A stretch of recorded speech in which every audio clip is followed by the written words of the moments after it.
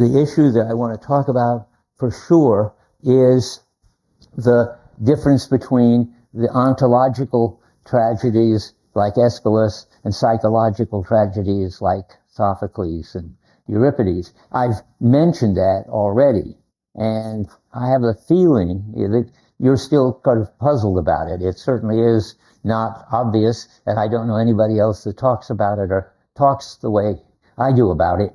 And so I need to sort of explain it more and justify what I've been saying.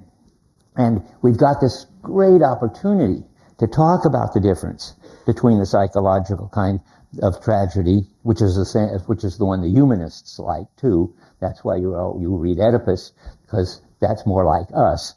But it's got to do with individuals and their character, we'll see. But there is this important distinction, and Aeschylus is the only one I know that writes or wrote a ontological tragedy. There may be others, people out there in podcast land. If you know any others after you've heard the sense in which the Agamemnon, Aeschylus' Agamemnon, is what I call an ontological tragedy, please send me email, which is dreyfus@berkeley.edu. Now, and we've got this amazing opportunity to study it right now, because you really only understand something well, or maybe at all, when you understand what it isn't. And so what we would really like is somebody who thinks that all tragedies are psychological. You've been reading Aristotle's Oedipus Review, and you can see how absolutely wrong he is, and how he can't make any sense of what's going on in this play. That he is Latimer, naturally. And remember, I said at the beginning, it would be worthwhile for you to read the Latimer. I'll read the relevant quotes when the time comes. Okay, now I'm going to talk about that. I'm going to take a tiny running start with a summary of where we are.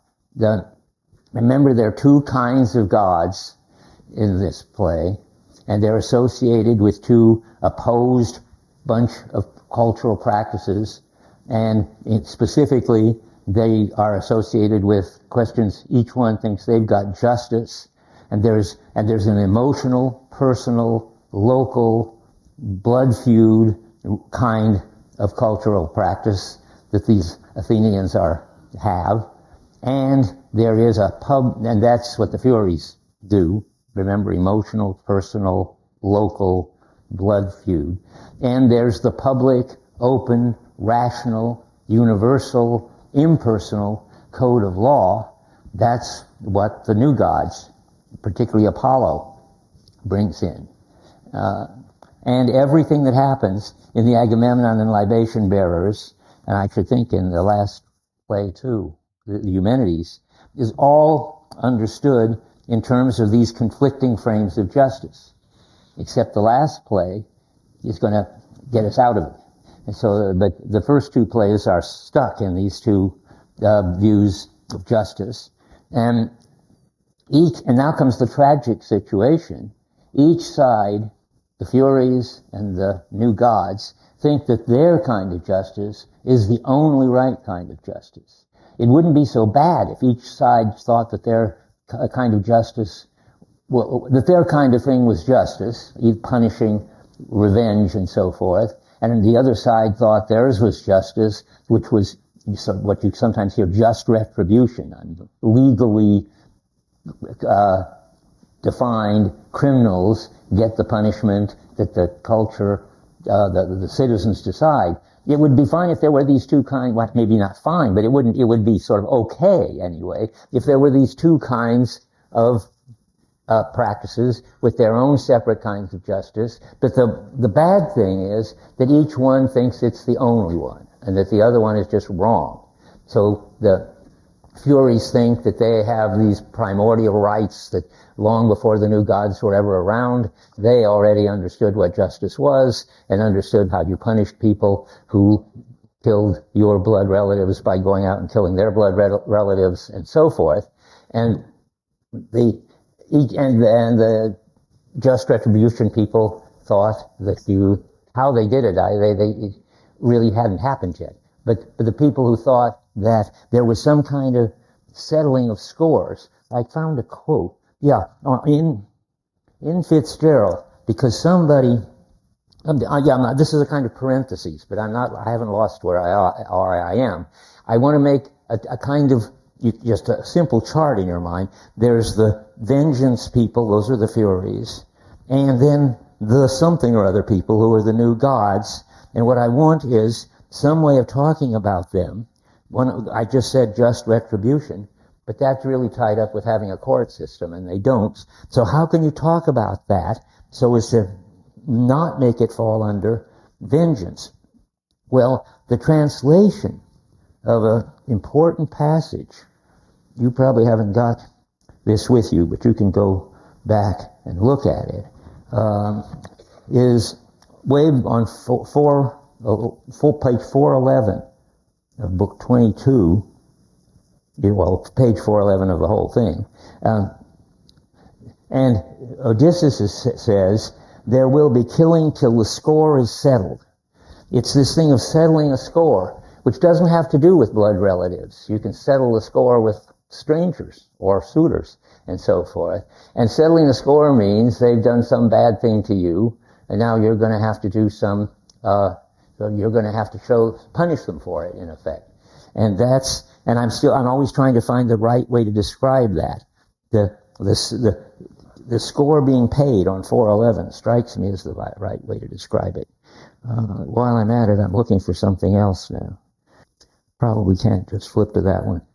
So, and on 326, still in this parentheses, there we had all this trouble defining these things. And I've been struggling around ever since, and I'm just bringing you a report. In your Fitzgerald translation, we've got this interesting statement on 326, where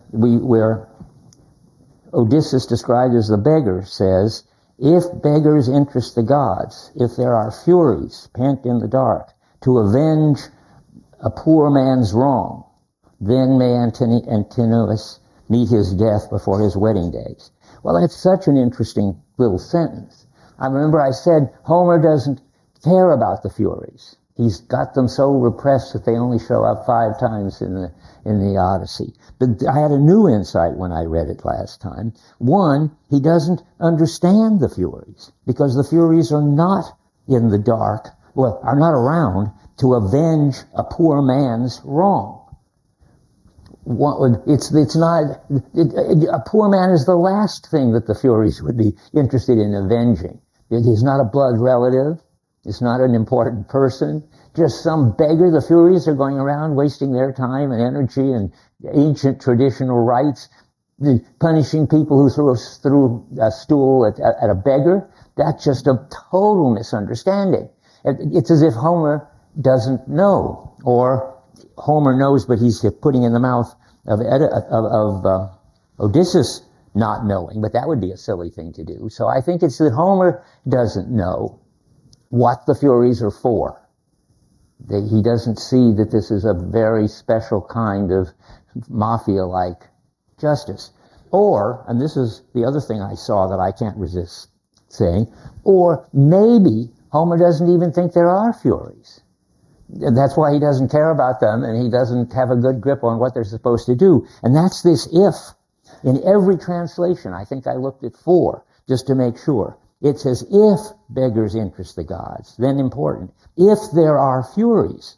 So the whole statement begins with, I don't know if there are any Furies, and incidentally, I don't know what they're for anyway, and so forth. You really see how Homer's not interested in the Fury business. Yeah. In what sense, if we define God as like roots and everything, if Homer misunderstands what a God is, if they're like an outside, like what a God is, or an exists? I'm not trying to say, he's certainly changing what the gods is. Aeschylus is, you mean, or Homer. Yeah, I say that. He's so such a defining figure in like the culture that everyone looks back to him. Yeah. Well, he would if he paid any attention to them. I'm still having trouble. You and I are someone on different wavelengths. Something. My point is something like. Let me try to rephrase it. If Homer thought the Furies were important, or if the Furies were important to the people in the culture, even if Homer didn't, if that would be possible, I think. Whatever it is, it looks like Homer doesn't care about the Furies, so you can't look back to Homer to find out, well, whether there really are any or what they do, because Homer doesn't know whether there really are any, and he doesn't seem to know what they do. And if Homer was sort of telling them what gods are and what gods do, that would be weird. And I think maybe that's what because they should be expecting him to, who's going to tell them if not Homer? But Homer's not interested in the Furies and he doesn't think they're gods. He doesn't know if they're gods. He's only interested in the Olympians, the pantheon, that is, that set of gods, whatever there were, 7 or something, that Homer likes and our moods. You mentioned moods and so forth. Furies are moods too, but they're the mood of being outraged, of being furious. But Homer isn't interested in that mood either, I think, and he's not interested in the Furies. Yeah, I haven't really understood his question. Correct me if I'm wrong. What grounds do you have for saying the Furies are such and such, which Homer misunderstood? Oh, yes. Well, there's a straightforward answer to that. It may not be satisfactory, I don't know. But you, of all people, should know one possible answer might be, well, Aeschylus knows. And Aeschylus is 500 years after Homer. He's in Athens instead of on some island like Argos. And they've got their idea of what the Furies are. And this is being written from the point of view Aeschylus. And that period. And we don't have to go back to Homer to find out what everything is. If it's something that Homer didn't care about or didn't know about, then you can't go back to Homer to find out. So the answer is you go to Aeschylus to find out. He puts them on the stage and he explains a lot about them. And what's he doing? Well, his claim is the Furies have a function. They've always had that function, namely punishing people who invade your sphere of home and children and so forth. And Aeschylus has the view, if he wrote it down anywhere, I bet he would say, he doesn't think Homer had any understanding of the Furies. And this is again where you should know, Aeschylus has a story. And moreover, Homer didn't want to know. He didn't like the, quote, he calls them loathsome Furies, and he just read them out of the culture. And he managed to get away with that for, say, 500 years. What does it mean to get away with it? It means that people didn't have a feeling that they had to kill anybody who killed any blood relative of theirs. Sometimes it happened, but it wasn't somehow the dominant thing. And then, I don't know why, I wish I did, that in Athens, 500 years later, it had become a problem. Because there was so much tension in the culture between the good guys and the bad guys, or better yet, I guess, the new gods and the old, because each of them thinks that they're the good guys. Is that any help answering the thing? I mean, so the answer, yeah, good, I see you've helped, and he's happy, and that's great. And now Tyler wants to say something. It makes sense to say there's no place in Homer for the Furies. It doesn't make sense to say. Good. Yes, there's no place in Homer's world for the Furies. That's a good way to put it. But if he says, if there are Furies in the dark to avenge a poor man's wrong, then he sort of made up a place for the Furies, only he doesn't really take it seriously or understand it or care. But you're right. I mean, the way the culture has gotten set up, the Furies are not paid any attention to, and nobody cares about what their function is, but they're still functioning, but marginally. Remember I said that the distinction between what's marginal and center in the cultural practices is a big deal, important distinction of mine anyway. I don't know where else. And the Furies are, in Homer's time, marginalized outside of the center of the culture. Nobody pays any attention to them, although they're still there. And then they get moved into the center, and then all hell breaks loose, because then there's a fight for the center, which is the culture really about revenge or abstract kind of justice. Okay, I think we should go on, but I hope that's clearer, and that's pretty important. And it'll keep coming back, particularly you'll see a lot of discussion about what the Furies are going to do in the next, in the libation bearers. Yeah, but already in what we're reading too. Okay, now that was a parenthesis, but I haven't forgotten where we are. So the question now is, given that there is this opposition between these two different views of justice and a lot of other stuff that goes with it, which side is Aeschylus on? The new gods say they're more evolved than the old, and say that the old gods regard the new ones as a decline from the good old days. They want to say new isn't always better.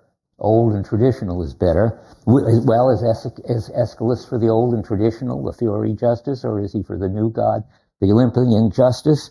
Well, the answer is Aeschylus sees that you got to have both. You got to do justice to both. You've got to do justice to something like the family and all of the kind of important relations that go with it, and you've got to do justice with something universal and universal truths and that kind of justice too. And Aeschylus, that's what makes it so interesting. Aeschylus doesn't take a side between the old gods and the Enlightenment gods, which believe in progress and always think that new is better, which Apollo does. And when you read it, you'll see this. When you see either Apollo or the Furies telling you how they relate to the other gods, older, newer, better, worse, and so forth, mark it, keep track of it, because it's important.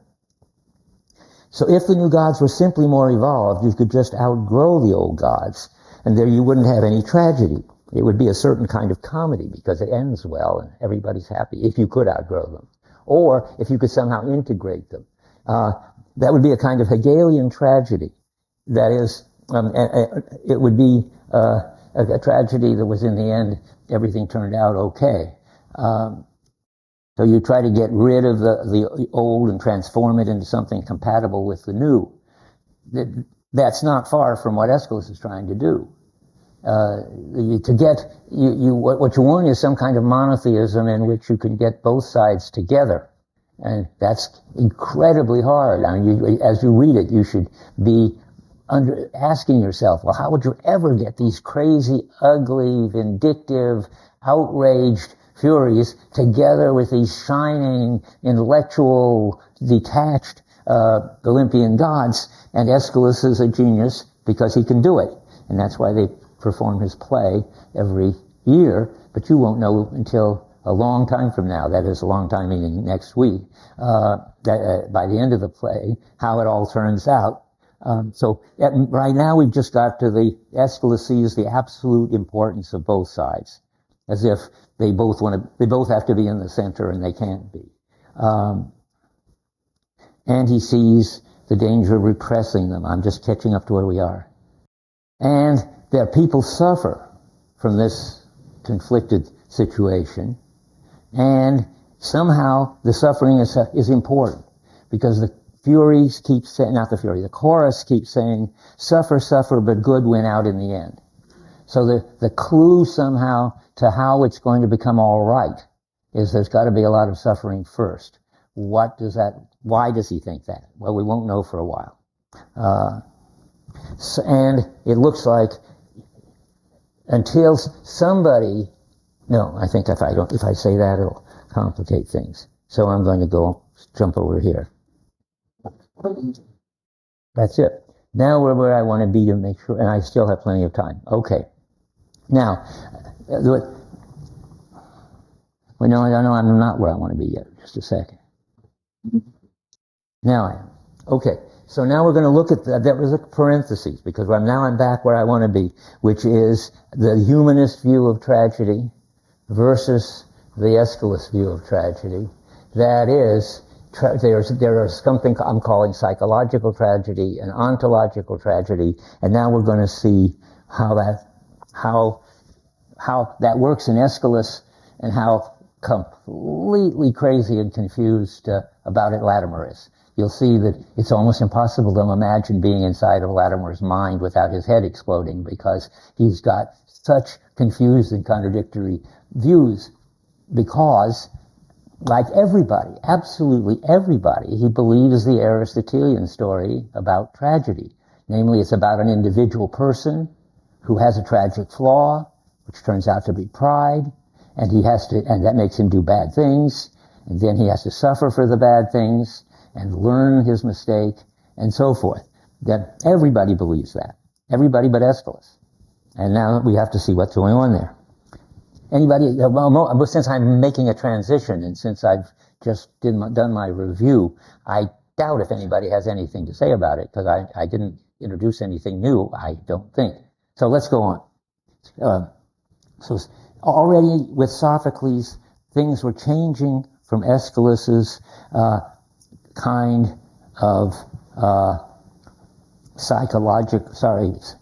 from his kind of ontological view to a psychological view. But what I'm trying to help you understand is what that change is, what's going on there. Well, we were surrounded by tragedies which are psychological. And how do you tell? Well, they're about particular people who do particularly unfortunately wrong things, who do it from pride, and who suffer and learn. You get that in Shakespeare.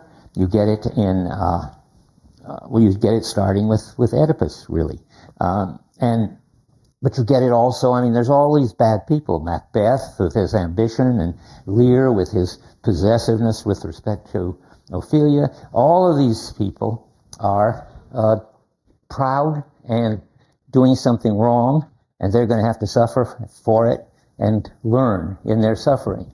And I don't want to say more about that. I just summarized it. Latimer summarized. I want to keep on track of Latimer now, because Latimer, of course, knows the things that it's all what the traditional view of tragedy is, and he knows that Aeschylus did it somehow differently than Sophocles, the next generation. But he doesn't know what the difference is. Look at 24 in your book, the bottom paragraph. He says, but the direction in which Aeschylus, steered tragedy was not generally followed. Well, what direction is that? That's the ontological direction. But I don't know what he thinks it is, but he does see that Aeschylus was doing something that Sophocles wasn't, and that was something important. And you guys know now what it is. I mean, what Aeschylus is doing is some kind of tragedy, which is a tragedy in the cultural practices. He's not interested in any individuals except insofar as they manifest the contradiction and in the practices. And the next generation is interested in particular people and what particular thing they did wrong and what particular thing they learned. So let's read this some more. Now I put in ontological direction in which Aeschylus steered tragedy was not generally followed.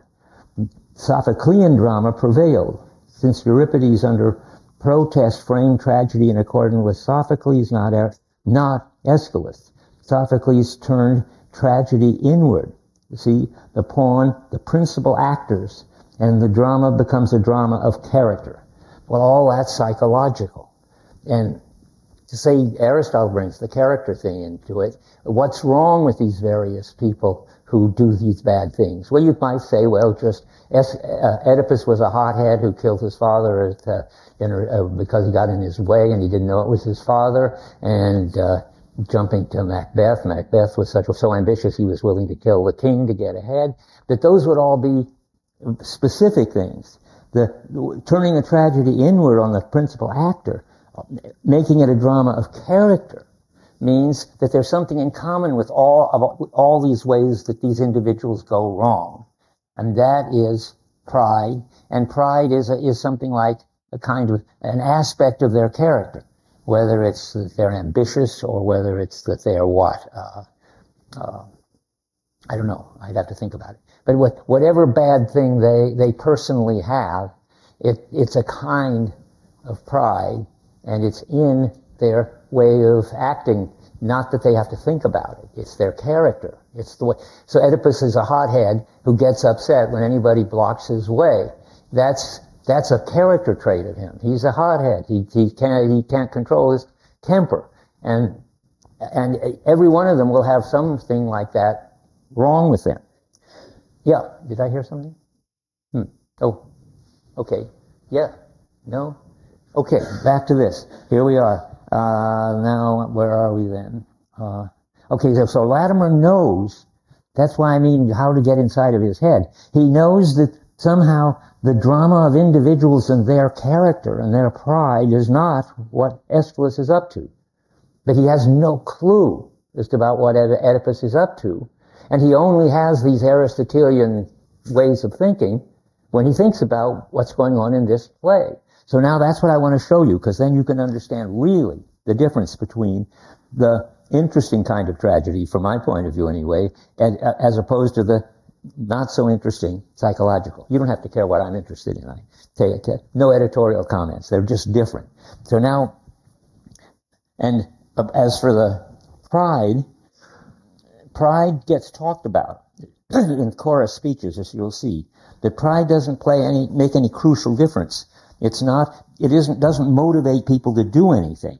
That you'll see I'll read you some pride passages, because when I used to teach this, before I understood it as I do now, the students would rightly say, but they talk about pride a lot in the chorus speeches, that they don't talk about how any individual shows anything like pride. What they talk about when they talk about pride is there's something wrong in the whole house of Atreus. The whole family does crazy things, but they don't care, the chorus, about which people in which family does which crazy things, although they mention it occasionally. But there's something else going on that the chorus cares about, and I'm getting to that. That's the fun part. So it turns out that pride doesn't do anything in the play, and it's important to notice that no one learns anything in the play. It isn't as if Agamemnon, if he were the tragic hero, and we'll see in a minute how Clytemnestra wants to turn him into a prideful, tragic guy. But one thing is sure, it's already Agamemnon can't possibly learn anything from his big mistake of sacrificing Iphigenia, if it was a mistake, which it wasn't really, he had to do it. But Agamemnon can't learn anything because he's dead. Before he has a chance to even know what hit him, Clytemnestra killed him in the bathtub. So one better not try to make Agamemnon into the tragic hero. But we have to look at that in detail in a minute. But now we get to Clytemnestra's opening speech. We have to get to that now. I'll get it if I just keep talking. So I'll just keep talking. The next thing you have to understand is the situation. And it's really always in the background. You're supposed to understand it. You will have gone to the play a dozen times by the time you're your age. So that the audience understands that Clytemnestra's got a job to do. She's got to put a spin on Agamemnon's return. Because she knows, she and Aegisthus, whom she's married and who has taken over the job of king, they have to get rid of Agamemnon, who is an embarrassment at that point. They have to kill him.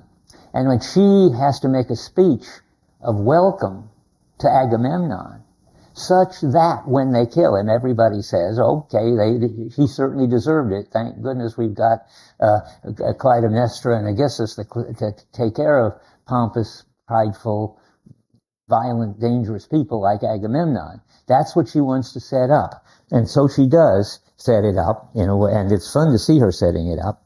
So she's going, in her opening speech, which is where? Okay, here we are. She's welcoming him. Now, and she invokes the anger of the slaughtered men. We're on 45 now. He's arrived in his chariot or whatever he's in, and he's coming back to take over his kingdom, and she says, well, I hope you didn't do anything violent in the war. I mean, of course they did. They burned Troy. They killed all the men and sold the women into slavery. That's pretty bad, but that's what they do. I mean, it isn't as if it's anything special about Agamemnon. But she says at the middle of 45, and she's saying this about the people who are coming back. And if they reverence the gods who hold the city and all the holy temples of the captured land, they, the spoilers, might not be despoiled in turn. Let not their passion overwhelm them. Let no lust seize on these men to violate what they must not. And even if they do it right, and only kill the enemy soldiers, so to speak, she's skipping a little down on 45. Yet, though the host come home without offense to the high gods, suppose they didn't burn the temple and burn the whole city, even so the anger of these slaughtered men may never sleep. These slaughtered men are her way of describing the vanquishing army led by Agamemnon. She thinks they're the victims of that. So the slaughtered men that will never sleep would be the soldiers on the other side. And she says, let there be no fresh wrong done. Well, she sets it up so there's already been a fresh wrong done. I mean, they killed everybody and burned everything, and she knows that, bound to happen.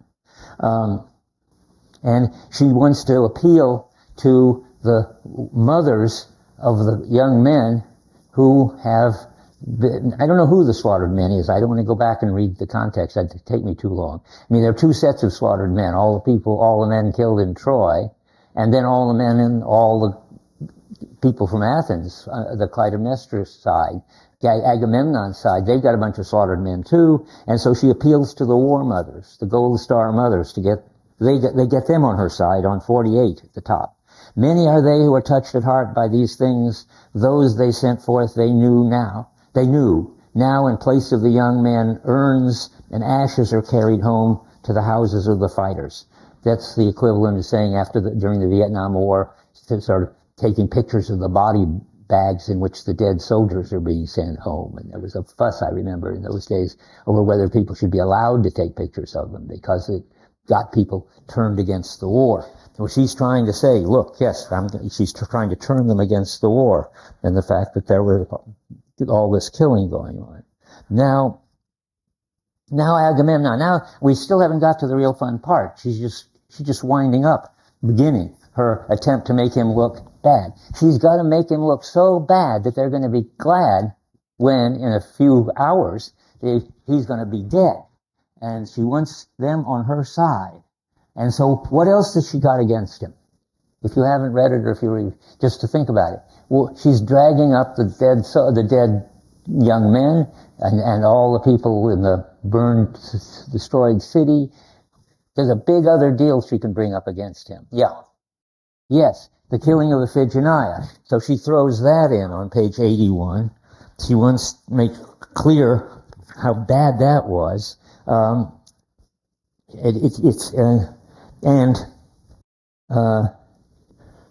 middle of the page. Now it is I, you doom to be cast out from my city, with men's hate, heat, and curse roaring in my ears. Oh, the chorus is now, I had to jump ahead, you see it, complaining to her that she shouldn't have killed Agamemnon. But then she says, middle of page now, 81, yet look upon this dead man. You would not cross him once, when with no more thought than as if a beast had died, when he ranged his pastures, and so forth and so forth. He slaughtered like a victim his own child, my pain grown into love, to charm away the winds of Thrace. He's got to get those bad winds blowing in the right direction. He has to do that by sacrificing his daughter, and he does.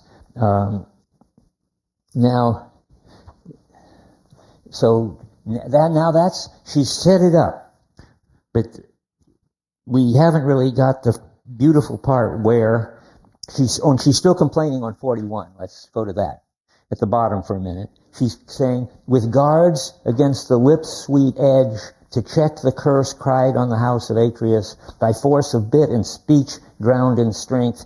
She's describing the terrible way he had to do to kill her, so she couldn't curse him, so he had to gag her before he killed her. It was pretty awful, she's saying, and I'm sure it was. And that's going to make him look proud and brutal. In her speech, he's supposed to look like a person who caused the total destruction of Troy, ruthlessly sacrificed the young men and even his own daughter. And what would you expect to see? We haven't seen Agamemnon yet. I mean, we have in the Odyssey, but not in the Oresteia. What do you expect him to be like, having heard that indictment? Well, you expect him, presumably, I think you think this is such an obvious point you don't need to answer, and I think you're right. You expect him to be proud and brutal and arrogant and ruthless, and she has sort of convinced the chorus, or really she's got the chorus not knowing anymore whether to be for him or against him. But the funny thing is, though the chorus isn't convinced, and maybe we're not convinced, Lattimore has got to be utterly convinced. That is, Lattimore has to be convinced that he's a prideful, bad guy, because it's a tragedy, and in tragedies, bad things happen to bad people, and he's about to be killed, but I haven't found my Lattimore quote. That's funny. I'm just going to go on. We'll get to, oh no, I think it's on 12. Let's see. Yeah, okay. Here's how she's convinced Lattimore. See, the question is going to be, does Lattimore understand what's really wrong? Or does he let himself be taken over by the view that this is a psychological tragedy? Agamemnon is obviously the main character. He must be prideful, he must suffer, and he must learn. And of course, Lattimore shouldn't be taken in by all. He knows that Aeschylus didn't go the direction that Sophocles went. That's what I mean by his head sort of exploding. Because he, in spite of the play being totally not about the character of Agamemnon, he has to believe that Agamemnon is the main character in the play, and he's proud and brutal and awful. Okay, yeah. I disagree with you on the account that earlier in the introduction, Lattimore says that this is a story about right versus right. Yeah. And we actually get to Agamemnon.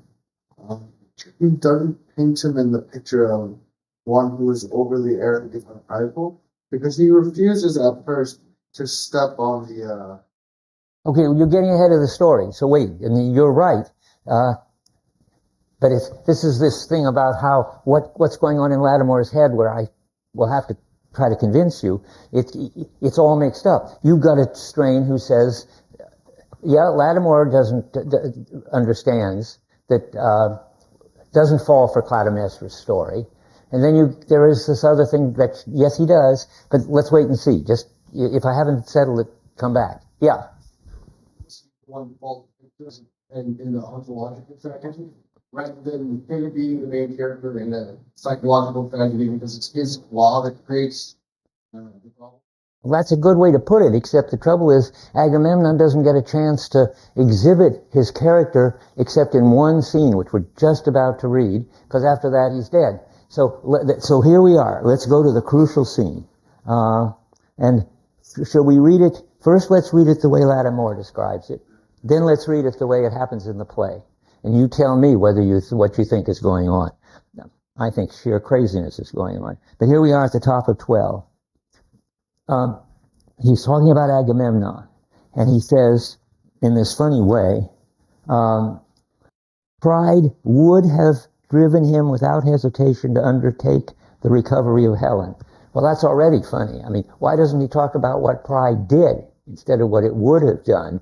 I mean, he's sort of admitting that he's making up a story about the pride instead of describing the events. But let's go on. Without hesitation, pride would have driven him without hesitation to undertake the recovery of Helen. Well, maybe, but we don't see it happening. So skipping a little. His pride, now we're about 8 lines down, grows on its own acts until just before death he has a swollen vanity. Well, that's the pride story. Now, you immediately, when you read that, should go look at what actually happens. Does his pride grow until he has a swollen vanity? And now comes the funny part. Aeschylus and the audience who knows it well must be having fun. Here he arrives, and look what happens. She makes a big welcome speech. I'll only read the end of it.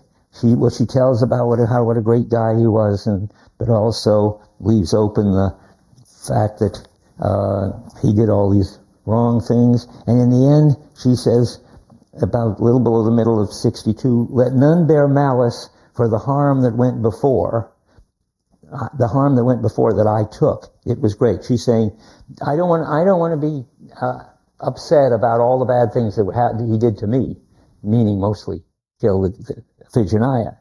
And then he says, so now she turns to him. She's built this case against him. She says, now, my beloved one, step from your chariot. Let not your foot, my lord, sacker of Ilium, touch the earth. So now she's building in there that he's completely destroyed Troy, but she's also saying what a great guy he is. My maidens there, why this delay? Your task has been appointed to you. You're supposed to strew the ground before his feet with tapestries. That is, this whole thing has been set up.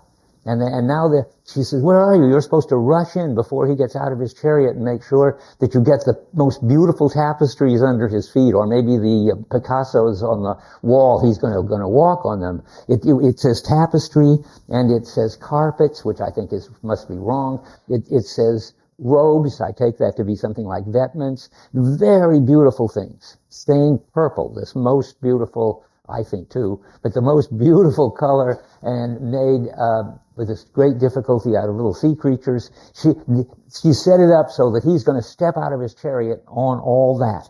Now comes this discussion. Let there spring up, she says, into the house he never hoped to see, where justice leads him in, a crimson path. Well, what's the crimson path?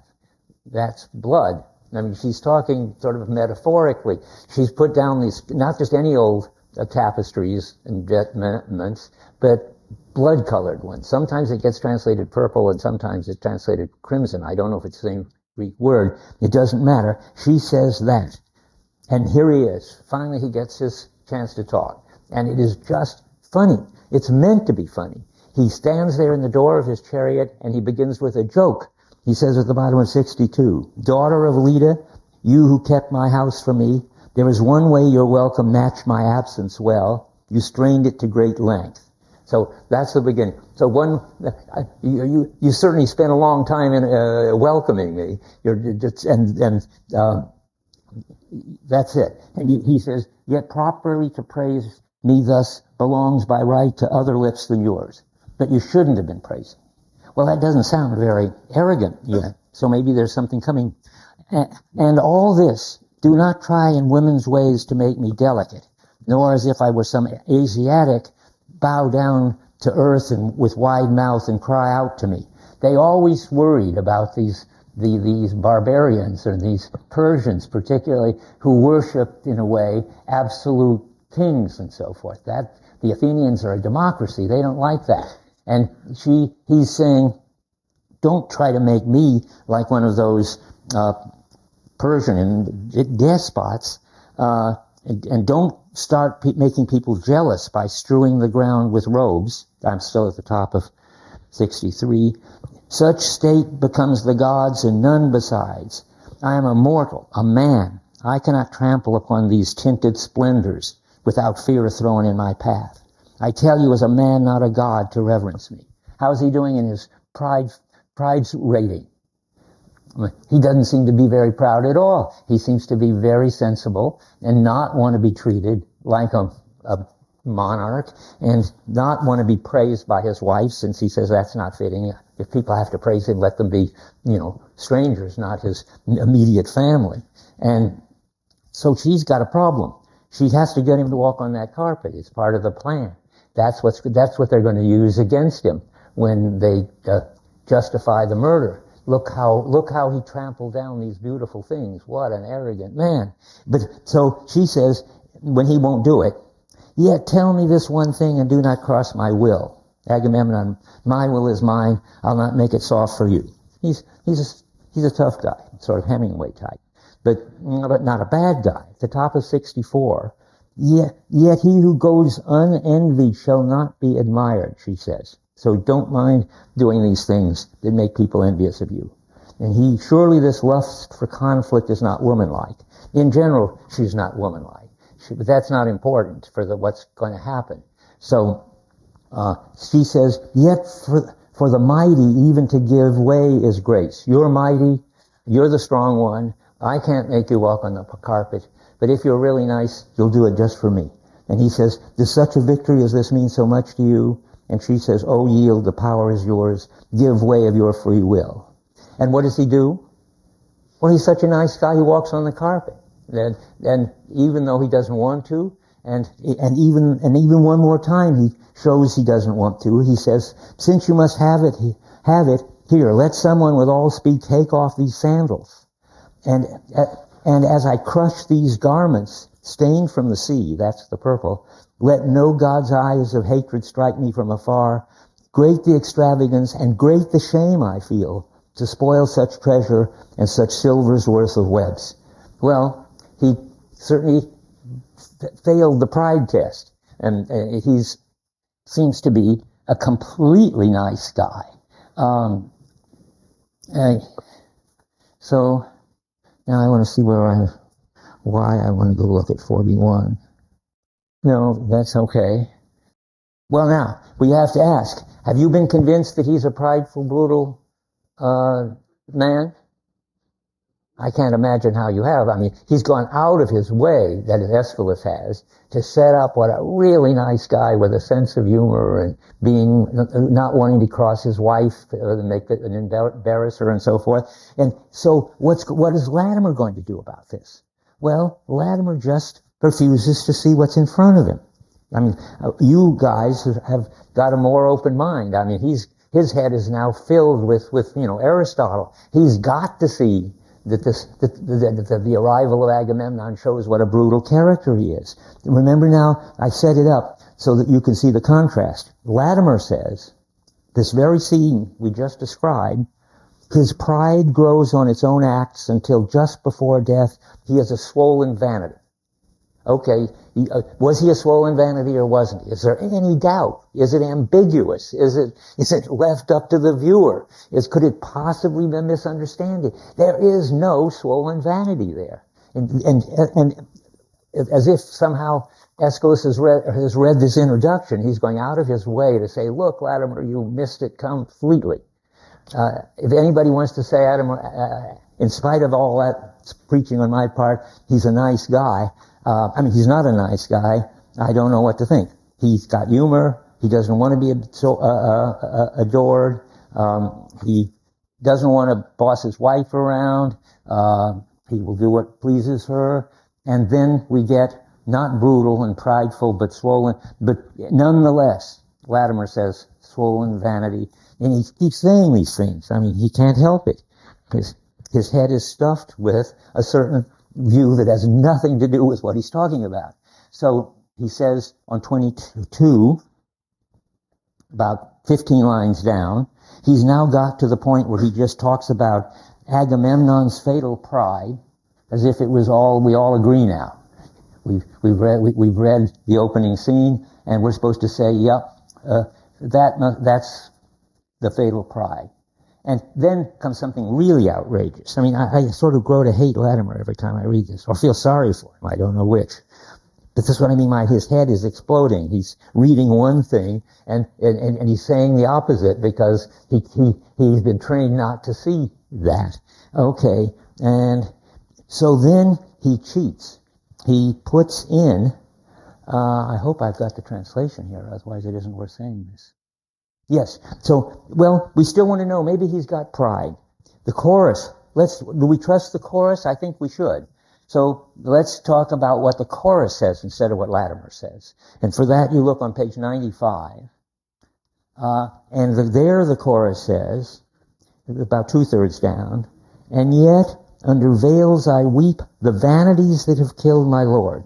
Uh-oh, you want to say, look at that. The chorus, who has every reason to be, we have every reason to trust, seems to have been convinced by Clytemnestra that it's vanity.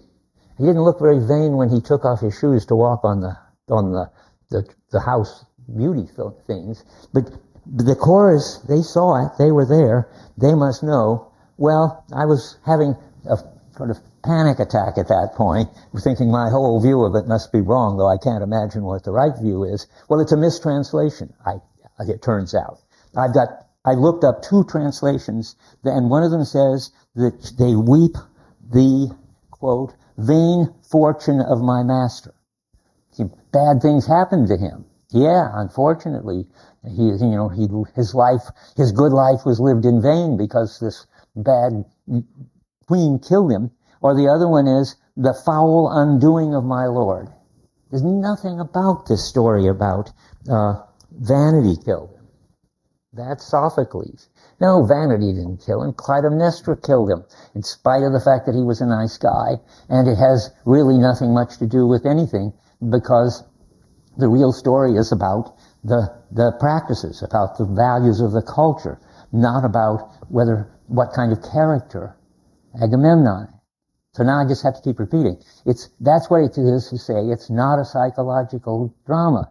It's not interested in the character Agamemnon had. It's not interested in setting up Agamemnon to be killed for his pride.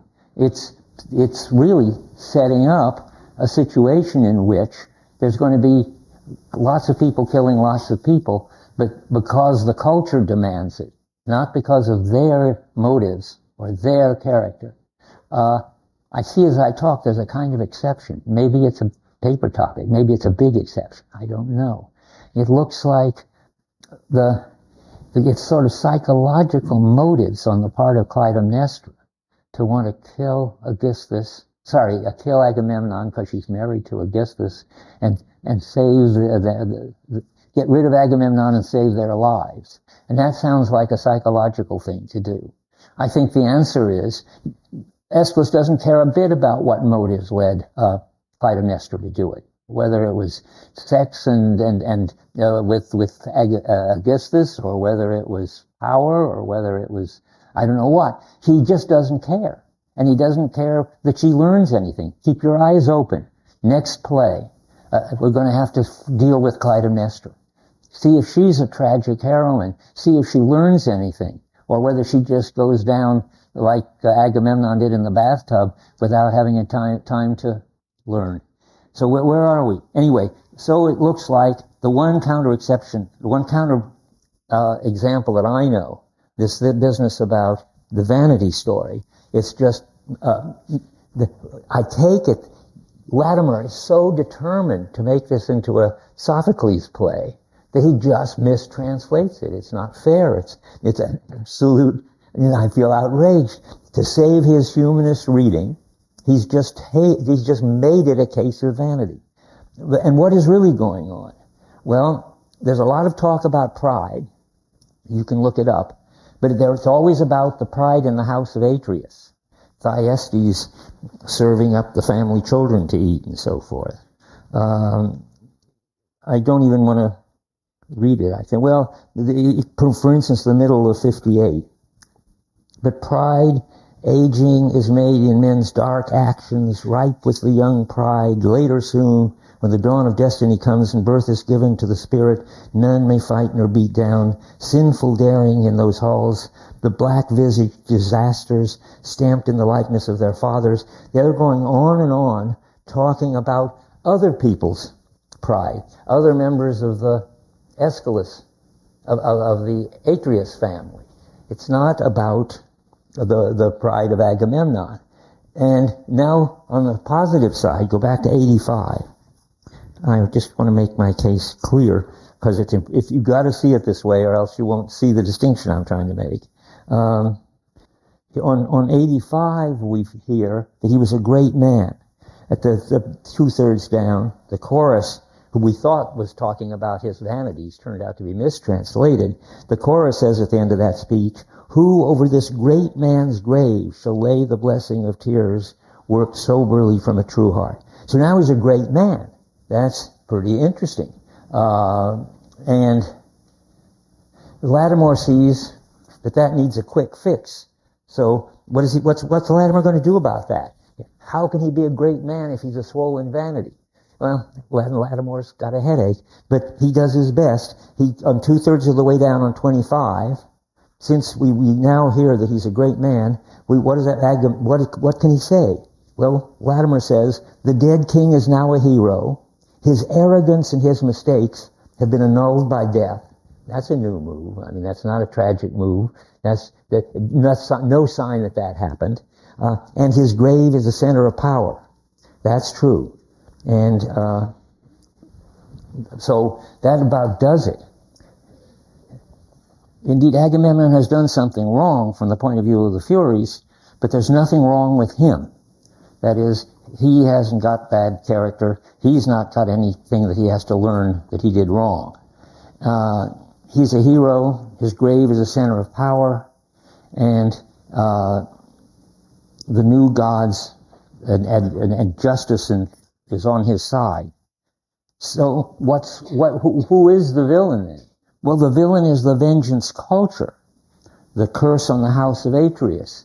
That is, that there's these practices that call people to constantly kill people who killed people in their family on for generations in the past and generations in the future.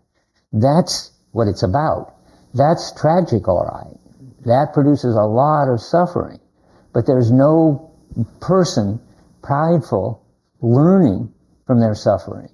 There's just a lot of suffering. It's true that if they suffer long enough, somehow everything will turn out all right. But it won't be because anybody understood anything.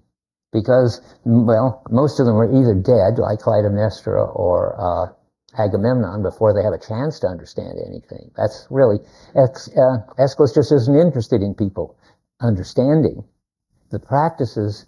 If they had to understand anything, it would be to come to understand how to get the Furies together with the sky gods. That's what he's caring about. But that's not going to be considered until the third play. So we have to stick to this. So there's something wrong with a vengeance culture, and there's a curse on the house of Atreus. And now we want to talk about, unless somebody wants to say anything, something that's not so clear. I like that part because I think it's so clear. I mean, seldom do you get a chance to interpret something in which it's not ambiguous. There's no weasel room. It just is the case that he's a nice guy. The chorus knows he's a nice guy. Every action he performs shows he's a nice guy. The worst that he does, he does because he has to do it. And now that's the next thing. There's a kind of fate and a kind of doom hanging over all of this. Then now we need to worry about is do people have any freedom? On this, it's complicated. It's certainly a possible paper topic. I'll make my move, so that I don't claim. Up to now, I claim that everything I've said is perfectly true. And if 100,000 critics of who read Aeschylus haven't seen it, that's their problem. It's there. And now we want to talk about the kind of freedom that you have in a world in which what's important is the cultural background practices, I keep calling the general cultural way of doing things. That's what's tragic. That's what's causing suffering. That's what has to be fixed somehow. But what kind of, is this bad, all these bad things happening, determined, fated? It sounds like it. Every once in a while it says Zeus is behind it all. So he says, I can't open it to that, but there's a line that says Zeus is behind it all. If I finish in time, I'll go back and find it. Let's just look at the facts.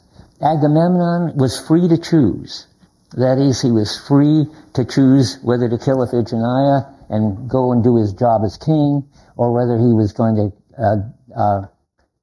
not kill Iphigenia and then become a sort of people will feel contempt for him as king, but he'll have his nice daughter. He can choose. It's a sort of narrow range of possibilities, unfortunately, where whichever one he chooses is terrible. But it's not that he's fated to do it. No, God has decided that he should do it. He's got free will, but he hasn't got any room for maneuver. is one way to put it. And the non-room for maneuver is the doom, the fate part. That what he can freely choose, but all of the choices are disastrous. And so he can choose to be a bad king or a bad father. He can choose whether his wife will hate him and the soldiers and citizens despise him, or vice versa. And so that's one sense in which there's freedom. And then the space in which people choose can change. It changes by suffering. We know that. I've read you Sorrow, Sorrow, but Good went out in the end. Another quote, just so you have one of your own. Wisdom comes alone through suffering, on 40. And that's free. I mean, you don't get wisdom by fate. You get wisdom by freely choosing within these admittedly narrow possibilities. I'm on page 40, about line 175. Zeus, who guided men to think, has laid it down that wisdom comes alone through suffering. And that is, when the situation in the culture gets unbearable, then things begin to change in the practices. No individual can cause the change, and no individual can change the whole culture's understanding of being. The suffering in the culture gradually changes it. Well, and what does that mean? It's very important, remember, to always have a phenomenon. Don't just let Aeschylus, and certainly not Latimer, tell you what's going on. Don't even let me tell you what's going on. Look yourself. But you want to find a phenomenon that they're talking about in your own experience so that you can see what they're saying and sort of test it. What's this phenomenon? I've mentioned it once before.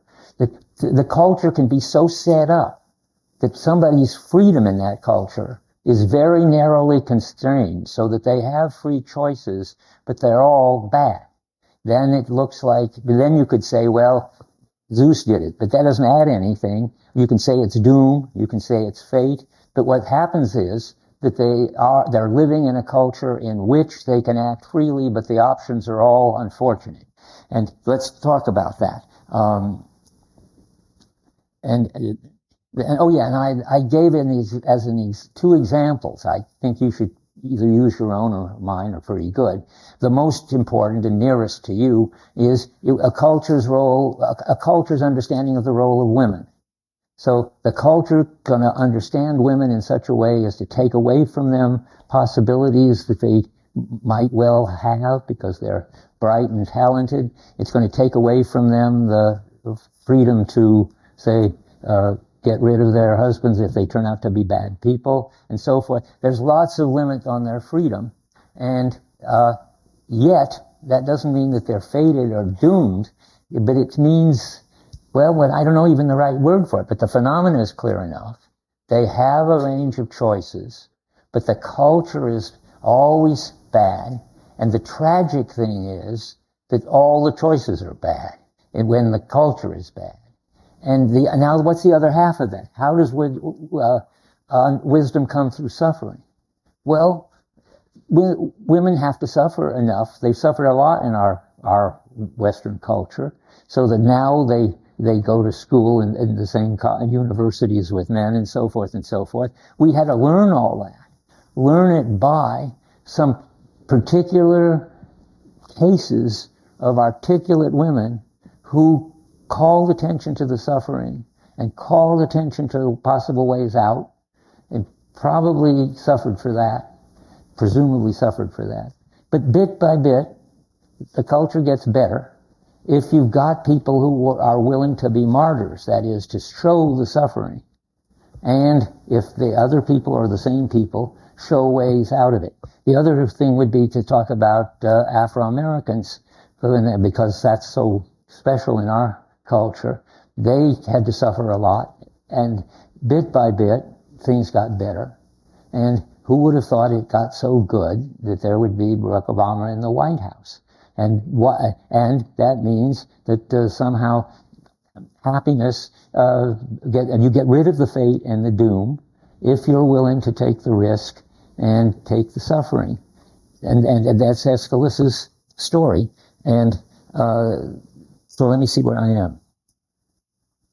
Wisdom comes at the price of suffering. All the individual can do is become a focus for the suffering, where it becomes clear, and then, once it's become manifest, make some small move, perhaps, to improve it, as Martin Luther King made his move for the first sit-ins and so forth. Who would have thought that that would end up with a president, a black president? But if people are willing to suffer, if people are willing to be martyrs, then and the culture will change. Not that anybody's and people have free will, but not very much, because they can't change the culture very much, because they'll probably die doing it, as King did. And the suffering, and now just to say, and why isn't this like psychological tragedy, another way to put it? Well, the suffering doesn't come from some bad traits of people, which get them into trouble, and for which they have to suffer and repent and learn. It comes from bad traits in the culture, which gets everybody into trouble, and out of which people learn little by little how to have a better world. That's you'll see in the third play how it happened in Athens, according to Aeschylus. Okay, now, good thing I didn't read this other part, because I want to make sure I've got this part done at least. Anybody want to say anything while I figure out where we are? Well, then let me just, I'm not going to lose my 5. Okay, where? Oh, good, questions here. Yeah. You might have sounded like the theory of like the progress of society that you were experiencing at the beginning of. I can hear it. That was ontologically credit and sounded a lot like the progress. Aha. It's a notion of progress, which was Aeschylus. I'm only explaining, the suffer, but wisdom wins out in the end. I wanted to say that there isn't any in the play conditions where some particular individual has to suffer and learn from their suffering, and because it was something they did that was wrong. I mean, the Oedipus, for instance, everybody in the culture suffers, and if they suffer enough, and then if there are people willing to put their life on the line for trying to get them out of the suffering, keep your eye on it, on Orestes. Now, next chapter, the libation bearers, then we get a story about what it's like to be one of these people who are in a position to suffer because they're very sensitive to the contradictions in the culture, but also in a position to improve things. But not, again, they don't learn, ask yourself whether Orestes in the next play, has he done anything wrong? Has he learned that by his suffering that he made a mistake? See, what I think is, you'll see, he is very sensitive to the suffering in the culture. And he's very sensitive to the idea that somehow he's got to help fix it. And because he, for no plan of his own, has become an outstanding example of the suffering and contradiction. He's kind of set up to be a martyr, or perhaps he's going to be a martyr. At least he manifests the problem. So that much I can say to that. Where's the next question? I saw somebody had another hand up. Yeah. This might be jumping ahead a little bit, but this goes in the context of going from Homer, which the sort of autonomous individual is marginalized, to where in Aeschylus there's a sort of an emergence of this kind of like an autonomy versus this society which is becoming more so. There's more freedom, which is what it's like. I mean, all the options are still, the options are now, some are good and some are bad. They're all risky. And Orestes now represents, he's certainly not autonomous. There's a narrow range around what he can do too, but he's not as restricted as the people whose lives are totally miserable because of these guidelines. Orestes gets out of it, but it's hard. It takes a whole play for him to get out of it. Anything else? Yeah. What is the highest in the Why does the chorus what? Elevate who? Zeus. Why does the culture elevate Zeus? Okay, the chorus. Well, that's because the culture does. And because Zeus, interesting, that there's a line in here. I can't find the page, and I was going to do it earlier on. Anyway, there's the place where the chorus says, Zeus, whoever he may be. Aeschylus is getting to be so monotheistic that Zeus is got to be behind everything. That's the phrase. The chorus says that Zeus is behind everything, and that's getting to be like it's like the restrictions on free will and so forth. Zeus is behind all these restrictions and all the martyrs and all the ways that the restrictions through suffering go away. But Zeus doesn't intervene. Zeus never shows up in the play and never makes any moves because he's becoming a kind of ontological background. Behind both of these sides are somehow part of the background that gives meaning to everything, and that's what Zeus is now. Zeus is behind everything. Think of that as the background that enables both the Furies and the new gods to make sense of their situation. And now it's not Zeus who's too sort of ontologized to do anything specific. Turns out to be Athena who has to come in and actually fix things. Okay, we better stop with that. You will see more when you read the Libation Bearers.